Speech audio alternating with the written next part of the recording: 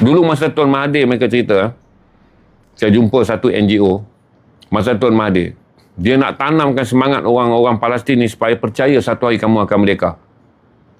Jadi masa zaman Tuan Mahathir ni, semua pelarian Palestin ni bergila-gila dibawa ke Kuala Lumpur untuk melihat Hari Kebangsaan Malaysia.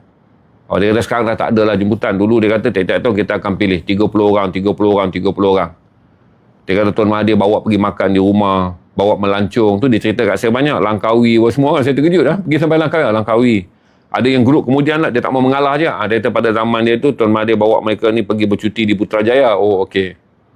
Rupanya sebahagian daripada mereka tahu tentang Malaysia kerana setiap kali kita merdeka, Tuan Mahathir akan panggil orang Palestin daripada banyak bahagian untuk datang ke Kuala Lumpur melihat kemerdekaan. Semua mereka bersemangat untuk merdeka.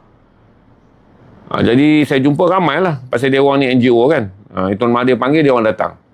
Supaya mereka ni terus bekerja tanpa pernah merasa kecewa. Kerana mereka berada banyak dalam suasana melihat Malaysia merdeka. Saya jumpa satu NGO di Sabra Shatila, Kasim Aina punya kawan-kawan. Kasim Aina ni lagi lah, dia Kuala Lumpur datang 2 kali. Asal conference tentang Palestin, Tuan Mahathir akan panggil dia. Sebab dia 80 umur dia. Tapi yang mana usia 60-an, 50-an ni cerita kat saya, dia kata dia ni datang tahun bila, yang saya ingat lah, ada yang datang banyak adalah tahun-tahun 90-an. Tuan bawa. Supaya NGO ni tak penat bekerja. Tuan tahu kan mereka ni NGO.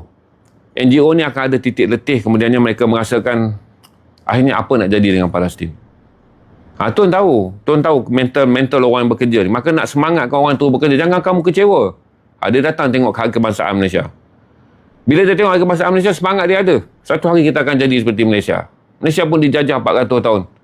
Malaysia berjuang dengan pelbagai cara. Maka bila tu orang-orang NGO ni berjuang, dia ada satu catalyst. Catalyst tu maksudnya dia boleh bayangkan ni Malaysia merdeka. Dia ada pulau cantik, dia ada bandar pentadbiran Putrajaya. Tuan bawa supaya ini motivate. Dan Tuan bagi jasa kat dia orang ni 90-an dulu mereka datang. Sampai sekarang 2026 orang ni masih lagi jadi NGO.